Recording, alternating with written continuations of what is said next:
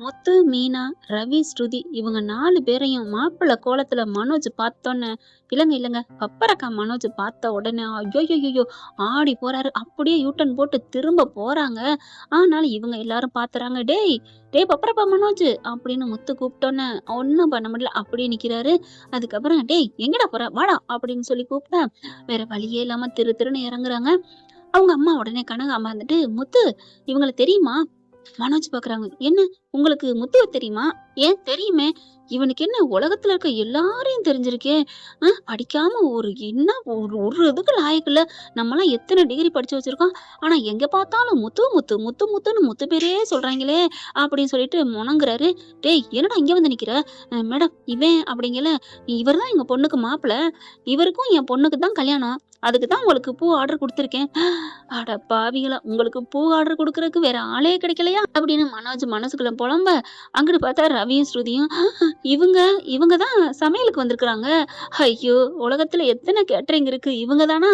உடனே ரவியும் ஸ்ருதியும் மனோஜ் என்ன அப்படின்னு கேட்க, அந்த அம்மா பார்த்துட்டு உங்களுக்கு இவரை தெரியுமா? நல்லதா போச்சு, இவர் எனக்கும் அண்ணங்க அப்படிங்கிறாங்க. ஓ அப்படியா? அப்போ இவருக்கு சொந்தக்காரங்க யாருமே இல்லாம கல்யாணம் பண்றோம்னு நினைச்சேன். பரவாயில்லையே எல்லாரும் வந்துட்டீங்களே. ஆனா நம்மளோட மைண்ட் வாய்ஸ் என்ன தெரியுமா? ஏற்கனவே ப்ரோமோல பார்த்ததுனால, உங்க சொந்தக்காரங்க மட்டும் இல்லைங்க, உங்க மாப்பிள்ளையோட முன்னாள் மனைவியும் வந்திருக்காங்க. அது தெரியாம இந்த பிள்ளை பேசிட்டு இருக்கு. அடுத்து முத்து என்ன பண்றாங்க, இல்லங்க இது எங்க அம்மா அப்பாவுக்கு தெரியாம பண்றது தப்பு. அதை விட சட்ட பிரகாரம் தப்பு. ஏற்கனவே கல்யாணத்துக்கு இன்னும் டைவர்ஸே வாங்கலங்க. டேய் சும்மா இருடா. அதான் டைவர்ஸுக்கு சம்மதிச்சதுல 5 லட்சம் கொடுத்தா கையெழுத்து போட போறான். டேய் டேய் டேய் ஒடுகளி டேய் ப்ளீஸ்டா இங்கேயும் என் மானத்தை வாங்காத. சரி விடு, நான் அப்படி சொல்லல. ஆனாலும் அந்த பிள்ளைகிட்ட கையெழுத்து வாங்கினதுக்கு அப்புறம் தானே தாலி கட்டணும். என்ன மேம் உங்களுக்கே தெரியாதா? அது வந்து தம்பி, இவர் சொன்னார்தான் கல்யாணம் முடியட்டும் 5 லட்சம் தரேன்னு சொன்னேன். ஏங்க 5 லட்சத்தை கொடுத்து சைனை வாங்கிட்டு அதுக்கப்புறம் முறையா டைவர்ஸ் பேப்பரை பார்த்துட்டு நீங்க கல்யாணம் பண்ண சொன்னா நீங்க உண்மையான ஒரு பொண்ணுக்கு அம்மான்னு சொல்லலாம். இப்ப என்ன நீங்க இப்படி பண்றீங்க அப்படிங்கிறாங்க. இதெல்லாம் சரிப்பட்டு வராதுங்க, வேணாங்க. அப்புறம் நாங்க எல்லாரும் கூண்டோட உள்ளுக்கு போக வேண்டியதான். இது தேவையே இல்லை. டேய் மனோஜ் நாங்க சொல்றதை கேளுன்னு ரவி, ஸ்ருதி, மீனா, முத்து எல்லாரும் சொல்றாங்க. அவங்க ஃப்ரெண்ட் வந்துட்டு, இல்ல ப்ரோ நீங்க கேளுங்க ப்ரோ, அதெல்லாம் காசை கொடுத்துட்டா சரியா போயிடும். ரோகிணி சொல்லிட்டாங்க அப்படிங்கிறாங்க. ரோகிணி சொல்லுது, யாரு சொல்லுதோ அதெல்லாம் தேவையில்லை. முத்து கத்துறாரு. வேணா டே மனோஜ் கேளு. டே உனக்கு பொறாமடா. நீ என்ன பூ கட்டுற 5க்கு 5 10க்கு 10 உள்ள வீட்டு பொண்ணு எடுத்திருக்கிற. அப்படியே மீனா கோவிக்கிறாங்க. இங்க பாருங்க, எங்க வீட்டை பத்தி பேசாதீங்க. அட விடு மீனா, நான் சொல்றது உண்மைதானே. ஆனா இங்க பாரு, அப்படியே நிமிந்து பாரு, எவ்வளவு பெரிய வீடு. இவ்வளவு பெரிய வீட்டுல நான் பொண்ணு எடுக்கிறது உங்களுக்கு எல்லாம் பொறாம. இங்க இவங்க எல்லாரும் ஓவரா சத்தம் போட்டுக்கிட்டு இருக்கிறது அங்க பொண்ணு வீட்டுல, இங்க பொண்ணு ரூம்ல அலங்காரம் பண்ணிட்டு இருக்காங்களா, அங்க கேக்குது. பொண்ணும் வெளியில வருதுங்க, நல்லா மேக்கப் எல்லாம் பண்ணி கூட்டு வராங்க. ரோகிணி பாத்துருது எல்லாரையுமே. என்ன இது மனோஜ் இங்க நிக்கிறான், எல்லாரும் இங்க இருக்காங்க அப்படின்னு சொல்லிட்டு பொண்ணை மட்டும் அடுத்த ஆள்கிட்ட விட்டுட்டு ஒதுங்கி நிக்குதுங்க. ஒட்டு கேக்குதுங்க, ஒட்டு பாக்குதுங்க. பார்த்தா எல்லாம் அதிர்ச்சி ஆகுது. இவங்களுக்கு எல்லாம் விருப்பம் இல்லாம மனோஜ் கல்யாணம் பண்றாரு. அட பாவி, உன் மேல நான் உயிரா இருக்கேன்டா. ஆனா நீ என்னை விட்டு இன்னொரு கல்யாணம் பண்றதுக்கு ரெடி ஆயிட்டியா? ரோகிணிக்கு மனசே கேட்கல, இடிஞ்சு போய் நிக்கிறாங்க. இங்க பார்த்தா காரஞ்சாரமா சண்டை நடந்துட்டு இருக்கு. ஓ என்னை விட்டுட்டு கல்யாணம் பண்ற அளவுக்கு உனக்கு துணிச்சல் வந்துருச்சு. இருடா மவனே, இந்த ரோகிணியை யாருமே திருந்த விட மாட்டேங்கிறீங்களடா. எனக்கு காசு கூட கொடுக்கலாம், அதுக்கு முன்னாடி நீ கல்யாணம். இவ்வளவு பெரிய வீட்டுல பொண்ணுன்னோன்னு நாக்க தொங்க போட்டு நிக்கிறீங்க. என்ன ஆத்தா காணமே அப்படிங்கிற மாதிரி பாக்குறாங்க. ஆனா முத்துவும் மீனாவும் கரெக்டா பேசுறாங்க. இங்க பாரு இது தப்பு, பாவண்டா. அந்த பொண்ணுக்கு டைவர்ஸே வாங்காட்டி இப்பெல்லாம் பண்ணாத. ஒரு முறைக்கு 10 முறை யோசி. உன் மனசு முழுக்க ரோகிணி தான் இருக்காங்க. அந்த பார்லர் அம்மா தான் இருக்கு. பார்லர் அம்மாவுக்கு உன் மேல உசுரா இருக்குடா. ஏன்டா இப்ப என்னடா அவசரம்? ரோகிணிக்கு ஒரே மாதிரி ஆகுது. பரவாயில்லையே, நல்ல விதமா பேசுறானே அப்படின்னு நினைக்கிறாங்க. ஆனாலும் மனோஜ் மேல இப்ப கோவம் வந்துருச்சு ரோகிணிக்கு. அடுத்த கட்டமா என் அம்மா இல்லாம இது பண்ணக்கூடாது, என் அப்பா இல்லாம பண்ணக்கூடாதுன்னு, அதுவும் இல்லாம சட்ட ரீதியா தப்புன்னு சொல்றாரு முத்து. இங்க பாத்தீங்கன்னா இப்படி சண்டை நடந்துட்டு இருக்கல. 2 குரல் கேக்குது வாசல் வழியா. எல்லாரும் பாக்குறாங்க. யாருன்னு பார்த்தா பார்வதி வருது. என்ன பார்வதி, இவ்வளவு பெரிய பணக்கார வீட்டுல கல்யாணமா அப்படின்னு சொல்லிட்டு வராங்க பார்வதியும் விஜயாவும். அட ஆமாங்க, விஜயா வந்து பார்வதி வீட்டுக்கு போறாங்க. கல்யாணம்லாம் நல்லபடியா முடிஞ்சிச்சுல, அப்பா சொல்லி ஜாலியா பேசிக்கிட்டு இருக்கல. விஜயா இன்னொரு கல்யாணத்துக்கு போகணும் அப்படின்னு கூப்பிடுறாங்க. என்ன கல்யாணம், யார் கல்யாணம்? நான் வந்து இந்த மாதிரி கதை சொல்றேன்ல, அதுல ரொம்ப என்னோட தீவிர பக்த வந்து பத்திரிக்கை வச்சுட்டு போயிருக்கு, கல்யாணத்துக்கு வந்தே தீரணும்னு. ஓ இதுல இப்படிலாம் நடக்குமா? ஆமா, நிறைய பேர் வாசகர்கள் இருக்காங்க, அன்பர்கள் இருக்காங்க, ரசிகர்கள் இருக்காங்கல்ல, அதுல மனசை தொட்டவங்கன்னு இருப்பாங்க. இவங்க என் கதையை ரொம்ப கேட்பாங்களாம். அதை விட அந்த பொண்ணும் ரொம்ப கதை கேட்குமா, என் கதை கதையை கேட்டு தான் தூங்குமா. அதனாலதான் நம்ம வீட்டு விசேஷம் நல்லது கெட்டதுக்கெல்லாம் நீங்க வந்தே தீரணும்னு நிறைய பேர் கூப்பிடுற அளவுக்கு இருப்பாங்க. அதுல இந்த பொண்ணும் கூப்பிடுது. ரொம்ப என்கிட்ட வந்து ரிக்வெஸ்ட் பண்ணி கேட்டாங்க. அதனாலதான் விஜயா நீ வாயேன், நான் மட்டும் எதுக்கு ஒத்தையா போகணும் அப்படின்னு விஜயாவை பார்வதி கூட்டிட்டு வர்றாங்க. இப்ப விஜயாவையும் பார்வதியும் அங்க வீட்டுல இருக்கவங்க எல்லாரும் பாக்குறாங்க. இங்க ஒரேதான் சண்டை நடந்துட்டு இருக்கு. என்ன சத்தம் கேட்ட கையோட திரும்பி பார்த்தா முத்து மனோஜ் எல்லாம் ஆடி போறாங்க. டேய் என்னடா எல்லாரும் இங்க இருக்கீங்க? விஜயாவும் பார்வதியும் பார்த்துட்டு பார்வதியுமே கேக்குது, என்ன விஜயா உன் பிள்ளைங்க எல்லாம் இங்க இருக்காங்க? என்னம்மா உங்க பொண்ணுக்கு கல்யாணம் சொன்னீங்க, மாப்பிள்ளை யாரு? பார்வதி கேக்குறாங்க. இவர்தான் என் மாப்பிள்ள அப்படின்னு சொன்னோன்னு விஜயாவுக்கு தூக்கி வாரி போடுது. டேய் என்னடா இங்க நடக்குது அப்படின்னு பார்க்க, அம்மா என்னை மன்னிச்சிருமா, இவங்கதாம்மா நான் சொன்னேன்ல அந்த பொண்ணோட அம்மா, இதான் அந்த பொண்ணு அப்படிங்கிறாங்க. விஜயா பாக்குது. அப்படியே பார்த்தா அது நல்லாதான் நிக்குது. ஆண்டி அப்படின்னு சொல்லிட்டு வந்து பேசுது. எனக்கு ஜூஸ் வாங்கி தரீங்களா அப்படின்னு கேட்க, என்ன இது அவளுக்கு நம்ம ஏபிசி ஜூஸு போட்டு கொடுத்தோம், இவன் நம்மகிட்ட இவளும் அதே மாதிரி கேக்குறா அப்படின்னு பார்க்க, நீங்க பாருங்கம்மா என் பொண்ணுக்கு கல்யாணம் ஆயிட்டா எல்லாம் நல்லா ஆயிரும்னு சொல்லியிருக்காங்கம்மா. இந்த வீடு சொத்து சுகம் எவ்வளவு கம்பெனிங்க இருக்கு, எத்தனை கடைங்க இருக்குன்னு எல்லாமே உங்க மாப்பிள்ளை உங்க பிள்ளைக்கு தான் அப்படின்னு சொன்னோன்னு, அப்படியா அப்படிங்கல. ஏன் பார்வதி நிஜமாவே இது உண்மையிலே பணக்காரி தானா, இல்ல இதுல ஏதாவது சதி இருக்கா? என்ன விஜயா என்கிட்ட கேக்குற, நானும் இதுக்கு வரலமா. என்ன ஏற்கனவே ரோகிணி பணக்காரின்னு சொல்லி நான் தான் உனக்கு அறிமுகப்படுத்தி வச்சேன், வேணாப்பா இதுல என்னை தலையிட வைக்காத அப்படிங்கிறாங்க. அதுக்கப்புறம் சந்தோஷையும் பாக்குறாங்க. அந்த ஜோசியக்காரர் நிக்கிறாங்களா, அம்மா சத்தியமா இது எல்லாமே இவங்களோட தான், நான் எப்படி நம்புறது? ஐயோ நீங்க நம்ப மாட்டீங்களா? ஆமாங்க ஏற்கனவே நான் பட்ட பாடு இருக்குல்ல அப்படின்னு சொல்லன்னு விஜயத்தை சொல்றாங்க ரோகிணி பண்ணத. ஓ அப்படியா, இதோ இப்பயே வர்றேன் அப்படின்னு போயிட்டு பெட்டியில இருக்கிற எல்லா பத்திரத்தையும் காமிக்கிறாங்க. இங்க பாருங்க எல்லாமே என் பொண்ணு பேர்ல தான் இருக்கு, அப்படியே உங்க பிள்ளை பேர்லயே மாத்திக்கலாம்.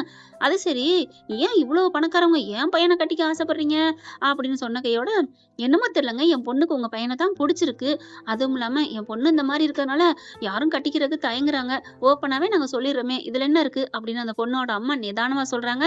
முத்துவும் ஆமாம்மா எனக்கு இவங்களை தெரியும் தான், ஆனா இது தப்பு, ரோகிணி இருக்கையில இந்த மாதிரி பண்ணக்கூடாது. உடனே விஜயாக்கு சுருன்னு வருது. டேய் நீ என்னடா சொல்றது, அதெல்லாம் முடியாது, ரோகிணி என்ன பெரிய இவளா, அவளுக்கு 5 லட்சத்தை தூக்கி இருந்தா சரியா போச்சு, என் புள்ள ஆசைப்பட்டான்ல இந்த கல்யாணம் நடக்கணும். மனோஜ் பாக்குறான். அம்மா அப்படின்னு கட்டி பிடிச்சி காலில் விழுகுறாங்க. அம்மா அம்மா நீ என்ன சொல்லுவேன்னு பயந்துட்டு இருந்தேம்மா. எனக்கு என்னடா பயம், நீ ஏன்டா பயப்படணும்? இந்த மாதிரி ஒரு இடம் பாரு, உன் மாமியார் எவ்வளவு நல்லவங்களா இருக்காங்க, எனக்கு பிடிச்சிருச்சு, பொண்ணும் நல்லா தான் இருக்கா, என்ன கொஞ்சம் குணம் வந்து இதா இருக்குன்னு சொல்றீங்க, பரவாயில்ல என் பிள்ளையா இருந்தா நான் அதை விட்டுருவேனா என்ன? எப்படியோ எனக்கு ஒரு பிள்ளை இருந்து இந்த மாதிரி இருந்தா நான் கட்டி தானே கொடுப்பேன், ஏதாவது கெஞ்சி குத்தாடி. அப்படி இருக்கையில நீங்களும் அதான் செஞ்சிருக்கீங்க, ஒன்னும் பிரச்சனை இல்லை, என் பிள்ளைகிட்ட சொல்லிட்டு தானே பண்றீங்க. மூத்த மருமக தான் சொல்லாம பண்ணா, எங்களோட ஆசை கனவு லட்சியம் எல்லாத்துலயும் மண்ணள்ளி போட்டுட்டு இந்த வீட்டுக்குள்ள பொய் சொல்லி வந்தா, ஆனா நீங்க உண்மையை தானே சொல்லிருக்கீங்க, அதனால எனக்கு சந்தோஷம் அப்படிங்கிறாங்க. அதுக்கப்புறம் போயிட்டு பணப்பெட்டி எடுத்துட்டு வராங்க. இங்க பாருங்க உங்க பையனுக்கு பேசுன மாதிரி 5 லட்சத்தை இந்தா கொடுத்துட்டேன், இது உங்களுக்காண்டி அப்படின்னு காமிக்கிறாங்க. பார்த்தா இதுல என்ன இருக்கு, இதுல 1 crore இருக்கு. 1 crore எதுக்குங்க இது? இது வரதட்சணை இல்லைங்க, உங்களுக்கு அன்பளிப்பா நாங்க கொடுக்குறோம். விஜய் அவ்வளவுதாங்க அப்படியே வாயை பூட்டினது மாதிரி ஆயிருது. டேய் மனோஜ் சீக்கிரம்டா, நல்ல நேரம் போயிடங்காட்டியும் தாலியை கட்டு. என்னம்மா பேசுது மீனா, முத்து, ரவி, ஸ்ருதி எல்லாம். ஆண்டி என்ன ஆண்டி, ரோஹினிட்ட சைன் வாங்காம நீ பண்ணக்கூடாது, வேணாம் அப்படிங்கிறாங்க. அட சும்மா இரு, உங்களுக்கு எல்லாம் பொறாம, எங்களுக்கு என் பிள்ளைக்கு நான் நினைச்ச மாதிரியா நீ நல்லா இருக்கடா மனோஜ், நீனா எடுத்த முடிவு நல்லா இருக்கு, கட்டுங்க தாலியை கட்டுங்க, சீக்கிரம் மேடையில உட்கார வைங்க அப்படிங்கிறாங்க. ரோஹினிக்கு அப்படியே அழுகையா வருது. நம்மளை விட்டுட்டு பண்ண போறானே அப்படின்ட்டு, நான் விட மாட்டேன், என் பிள்ளைக்கு நான் எப்படி உண்மையா இருக்கணும் எனக்கு தெரியும், உங்ககிட்ட நான் வாழணும் அப்படின்னு பொய் சொன்னா தானே என் பிள்ளைக்கு என்ன பிடிக்காம போகும். பரவாயில்ல என் பையன் மட்டும் எனக்கு போதும், ஆனா உன்னை விட மாட்டேன்டா. அடியே விஜயா நீ இப்படியாடி பண்ற, உனக்கு வைக்கிறண்டி பெரிய ஆப்பா அப்படின்ட்டு என்ன பண்றாங்க, எட்ரா ஆயுதத்தை. ஆமாங்க இப்போதைக்கு கையில ஒவ்வொருத்தவங்க கையில இருக்க ஆயுதம்னா என்னன்னு உங்களுக்கு எல்லாம் தெரியுமா? தெரியும்னா டக்குன்னு இப்பயே கமெண்ட்ஸ்ல சொல்லிருங்க, இல்லைன்னா எனக்கு முன்னாடியே தெரிஞ்சிச்சுன்னு சொல்லிருங்க. அட ஆமாங்க மொபைல தான் சொல்றேங்க.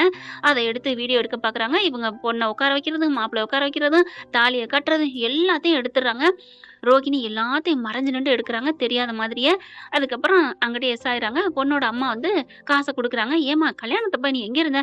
இல்ல அங்கதான் உள்ளாரதான் இருந்தேன், போன் வந்துச்சு அதான் அப்படிங்கிறாங்க. அதுக்கப்புறம் காசை கொடுக்குறாங்க, வாங்கிட்டு கிளம்பிடுறாங்க.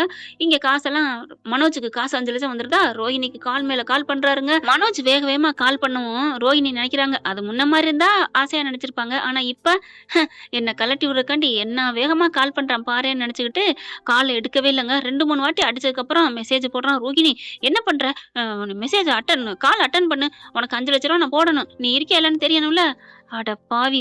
உனக்கு இருக்குடா பெரிய ஆப்பா, நான் இருக்கிறேன் அப்படின்னுட்டு என்ன பண்றாங்க, என்ன என்ன அப்படிங்கிறாங்களா, உனக்கு 5,00,000 பணம் வேணாமா அப்படிங்கிறாங்க. நான் நாளைக்கு வக்கீல் ஆபீஸ்ல வந்ததுக்கப்புறம் சைன போட்டுட்டு நான் வாங்கிக்கிறேன். இப்போதைக்கு உன் பணத்தை நீயே வச்சுக்கோ. என்ன ரோஹிணி உனக்கு பணம் கெட்டில வேணாமா? எனக்கு வேணாம் வச்சுக்கோ அப்படின்னு சொல்லி மெசேஜ் போட்டு கிளம்பிடுறாங்க. இங்க பார்த்தா இந்த விஷயத்த விஜயா எல்லாத்துட்டையும் சொல்லிடுறாரு. என்னடா பணம் வேணாங்கிறாளா? ரைட்டு. என்னமோ ஓத ஆரம்பிக்குது. உனக்கு சங்கு தாண்டியே டேய் வாயை வச்சுட்டு சும்மா இருடா. என்ன சும்மா இரு, அவர் சொல்றது கரெக்ட் தான் அப்படின்னு மீனாவும் ஸ்ருதியும் சொல்றாங்க. ரோஹிணி பார்லர் அம்மா பணம் கேட்டுச்சு, இப்ப வேணான்னு சொல்லுதுன்னா ஏதோ அதுக்கு ஒரு லீக் அவுட் ஆயிருக்கு, இல்லைன்னா இப்பெல்லாம் சொல்லுவாளா அப்படிங்கிறாங்க. அதுக்கப்புறம் பாக்குறாங்க, அதாவது எட்டி வெளியில போகையில மீனா வந்து போன் பண்ணிட்டு வெளியில வராங்க. கரெக்டா ரோஹிணி போறதையும் பாத்துறாங்க. இது என்ன ரோஹிணி வந்துட்டு போகுது அப்படின்ட்டு கரெக்டா அவங்களுக்கு அனுப்பிச்சிடுறாங்க. ஏமா உங்களுக்கு வந்து மேக்கப் போட்டது யாரு அப்படின்னு வந்து கேக்குறாங்களா அந்த பொண்ணுகிட்ட. அதுவும் ரோஹிணின்னு சொன்னாங்க. அப்போ மீனாவுக்கு புரிஞ்சு போச்சு, அந்த ரோஹிணி தான். ஐயையோ பேசாம போயிருக்காளே, என்ன பண்ண போறான்னு தெரியலையே. முத்துக்கிட்ட போய் மீனா இந்த விஷயத்த சொல்றாங்க. என்ன மீனா சொல்ற? ஐயையோ நம்ம எவ்வளவு சொல்லிட்டோம் கேட்க மாட்டேன்ட்டாங்களே, இப்ப என்ன பண்றது? நம்ம ஒண்ணும் பண்ண முடியாது. இப்ப நம்ம அதை சொன்னாலும் கூட அவங்க நம்ம விஷயத்த பெருசா எடுத்துக்க மாட்டாங்க. இந்த பணக்கார வீட்டு சம்பந்தத்தை நம்ம பொறாமப்படுறோம்னு நினைப்பாங்க. பேசாம இருங்க அப்படின்னு மீனா முத்து சொல்லிடுறாங்க. இங்க பார்த்தா விஜய் அகமகிழ்ந்து சிரிக்குது, சந்தோஷமா இருக்கு. கல்யாணம் முடியுது, சாப்பாடு வைக்கிறாங்க. சாப்பிட்டுட்டு பொண்ணையும் கூட்டிட்டு வீட்டுக்கும் போயிடுறாங்க. வீட்டுக்கு போனா பிரச்சனை ஆயிரும், இங்கே இருக்கட்டும், டைவர்ஸ் ஆனதுக்கு அப்புறம் கூட்டிட்டு போலாம் அப்படின்னு பொண்ணை விட்டுட்டு போக அந்த அம்மா என்ன பண்ணுது, இல்ல நீங்க கூட்டு போங்க அப்படிங்கிறாங்க. இல்லம்மா நாளைக்கு வந்து நாங்க டைவர்ஸ் ஆனதுக்கு அப்புறம் கூட்டிட்டு போறோம் அப்படிங்கிறாங்க. இல்ல இல்ல பொண்ணை கூட்டிட்டு தான் போகணும் அப்படின்னு சொன்னதுனால கூட்டிட்டு போறாங்க. வீட்டுக்கும் போயிடுறாங்க. வீட்டுக்கு போன 5 நிமிஷங்க டக் டக் பார்த்தா யாருன்னு கதவை தட்டுறாங்கன்னு பார்த்தா போலீஸு. ஆடி போறாங்க. இங்க பாலும் பழமும் குடுக்குறாங்க. வாயில வச்சு குடுக்க முத்து மீனா தள்ளியே தான் நிக்கிறாங்க. ரவி ஸ்ருதியும் தள்ளியே நிக்கிறாங்க. ஏன் அவங்கலாம் கலந்துக்க மாட்டேங்கிறாங்க அப்படின்னு கேட்டா, அவங்களுக்கெல்லாம் பிடிக்காது. விடுமா நான் இருக்கேன்ல, நான் இருக்கேன்ல உனக்கு என்ன? அண்ணாமலைக்கு செம்ம கோவம் வருது. என்னடா காரியம் பண்ணிட்டு வந்திருக்க அப்படின்னு கத்துறாங்க. விடுங்கங்க அப்படின்னு விஜயா அடக்கவா முடியாது. அவரும் பேசாம உட்காந்துருவாரு. அவர் எவ்வளவு கத்துவாரு. டேய் முத்து அப்படின்னு முத்துவத்தான் வாயை அடக்குவாரு. இப்ப போலீஸ் வந்து பயங்கரமான கோவத்துல நிக்கிறாங்க. போலீஸ பார்த்தோன்னே ஆடி போறாங்க எல்லாருமே. என்னையா நினைச்சிட்டு இருக்க? கோர்ட்ல கேஸ் நடந்துட்டு இருக்கு. டைவர்ஸ் ஆகாட்டிலுமே இன்னொரு பொண்ணு கழுத்துல தாலி கட்டுவியா? ஏமா உங்களுக்குலாம் அறிவில்ல? டைவர்ஸ் ஆகாட்டிலும் கல்யாணம் பண்ணலாமா? இல்ல அந்த பொண்ணு டைவர்ஸ் குடுக்குறேன்னு சொல்லிருச்சு. எப்ப சொன்னுச்சு? குடுத்துருச்சா? இன்னும் குடுக்கல. அப்புறம் குடுக்கங்காட்டிலும் எப்படி நீங்க பண்ண போச்சு அப்படின்னு சொல்ல, இல்லங்க அந்த பொண்ணுக்கு வேணா நான் கால் பண்றேன். கால் பண்ணிட்டே இருக்காங்க. ரோஹிணி எடுக்கவே இல்ல. அதுக்கப்புறம் என்னன்னு தெரியலையே. என்னன்னு தெரியலன்னு, இங்க பாருங்க யாரு கம்ப்ளைண்ட் கொடுத்தா அப்படின்னு விஜயா கேக்குது. கம்ப்ளைண்ட் கொடுத்தது நான் தான் அப்படின்னு ரோஹிணி நிக்க, ரோஹிணி ரோஹிணி மனோஜ் வந்து கெஞ்சுறான். அட பாவி, எவ்வளவு ஆசையா நீ தாலி கட்டின அந்த பொண்ணுக்கு, இப்ப என்கிட்ட வந்து ரோஹிணி ரோஹிணி கெஞ்சுறியா? ரோஹிணி அப்படிலாம் இல்ல ரோஹிணி, நீ தான் டைவர்ஸ் கேட்டல, நீ சொன்னதுக்கு அப்புறம் தான் நான் உனக்கு இந்த பொண்ணு கழுத்துல தாலி கட்டினேன்.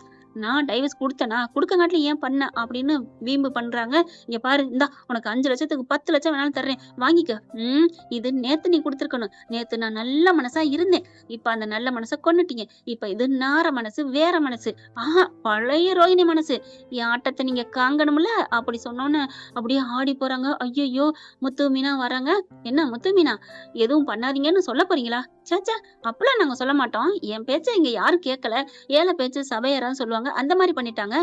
ரோஹிணி பாடலமா, நீ என்ன பண்ணாலும் பண்ணிக்க. டேய் என்னடா அப்படி சொல்ற அப்படின்னு விஜயா கத்த, நாங்க கத்துனது நீங்க கேட்கலையே, இப்ப அவங்க கத்துறதுக்கு நீங்க காது கொடுத்து கேட்டுதான் ஆகணும் அப்படிங்கிறாங்க. அண்ணாமலை பாக்குறாங்க. ஏன்டா அப்படி பண்ற? நீயே பள்ளம் தோண்டிட்டு நீயே விழுந்தா நாங்க என்னடா பண்ண முடியும்? அப்பா அண்ணா டே என்னை காப்பாத்துங்கடா. போலீஸ் வந்து வேகமா பிடிக்கிறாங்க. என்னம்மா நீனும் உழுக்கத்தான் போகணும், கிளம்பு. ஐயோ நான் மாட்டேன் மாட்டேன் அப்படின்னு சொல்லுது. அந்த அம்மா என்ன பண்ணுது, என்ன மனோஜ் இப்படி பண்ணுது இந்த பொண்ணு அப்படிங்கிறாங்க. நாங்க தான் சொன்னமேம்மா, எங்க பேச்ச கேட்டீங்களா அப்படிங்கிறாங்க மீனா முத்து ரவி ஸ்ருதி.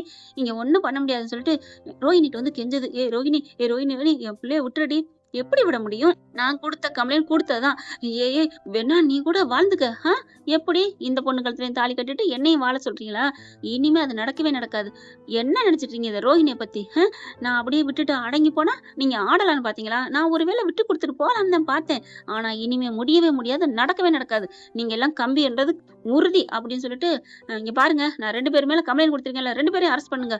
என்னது 2 பேரா? யாரு அப்படின்னு பார்த்தா மனோஜ் விஜயா 2 பேரும் தான். 2 பேரும் தாலி கட்டினாங்கன்னு சொல்லி, ஏன்னா கரெக்டா தாலியை எடுத்து கொடுக்குறாங்க இல்லையா? இல்ல இது இந்த பொண்ணு வேற பொண்ணு, எங்க மருமகளே இல்ல அப்படின்னு அந்தர்பல்ட்டி அடிக்குது விஜயா. என்னது உங்க மருமக இல்லையா? ஏம்மா கல்யாண எவிடன்ஸே இருக்கு. எவிடன்ஸா எப்படி? அப்படிங்கல. யாரு குடுத்தா வீடியோவ? அப்படின்னு நெனைக்கிறாங்க. ஏன்னா பொண்ணு வீட்டு சார்பா எடுக்காங்க இல்லையா? அவங்கலாம் எடுத்து குடுக்கல. இந்தா பாருங்க அப்படின்னு குடுக்குறாங்க. பார்த்தா, நான் தான் எடுத்தேன். நீ எடுத்தியா? எப்படி? அப்படிங்கல. நான் அங்க தான் இருந்தேன். மேக்கப் போட்டதே நான் தான். அப்படியே பொண்ணு வீடு எல்லாம் ஆடி போறாங்க. அதுக்கப்புறம் போலீஸ் வந்து இதுவே ஒண்ணும் பண்ண முடியாதுன்னு சொல்லிட்டு மனோஜையும் விஜயாவையும் அரெஸ்ட் பண்ணி கூட்டிட்டு போறாங்க. ஐயய்யோ! போச்சே! அடி பாவி! ஏய் நான் வந்து உன்ன வச்சுக்கிறேன்டி அப்படின்னு ஸ்டேஷனுக்கு போறாங்க. ரோஹிணி பாக்குது. என்ன பண்ண போற? ஒண்ணும் பண்ண முடியாது. உங்கள நான் நிம்மதியா வாழ விட மாட்டேன் அப்படின்னு சொல்லிட்டு சபதம் எடுக்குறாங்க. என்ன ஃப்ரெண்ட் ரோஹிணி மாறுவான்னு நெனச்சு 2, 3 நாள் எபிசோட் போட்டேன். அவங்க மாறவே மாட்டாங்கிற குணத்த காமிச்சுட்டாங்க. என்ன ஒரு அன்பர் கேட்டிருந்தாங்க. அவங்களுக்கு ஏத்த மாரி கதை போயிருச்சு. என்ன ஃப்ரெண்ட் ஓகேவா? நான் இந்த தொடர் குடுத்தது. இந்த பதிவு உங்களுக்கு பிடிச்சிருந்துச்சுன்னா, உங்க பொண்ணான கையால ஒரு லைக்க போட்டு சப்ஸ்கிரைப் பண்ணி ஆதரவு குடுங்க. அன்பு உறவுகளே. Thank you friends. இந்த வீடியோ உங்களுக்கு பிடிச்சிருந்தா தயவு செய்து லைக் பண்ணுங்க. இன்னும் அப்டேட்ஸ்க்காக சேனலை சப்ஸ்கிரைப் பண்ண மறக்காதீங்க. நம்ம கிட்ட இருக்க எல்லா சேனல்ஸோட லேட்டஸ்ட் வீடியோ அப்டேட்ஸ்க்காக மேல ரைட் சைடுல காட்டுற லிங்கை கிளிக் பண்ணி வாட்ஸ்அப் குரூப்ல ஜாயின் பண்ணுங்க. உங்களிடம் விடைபெறுவது நான் உங்கள் மெஹர்.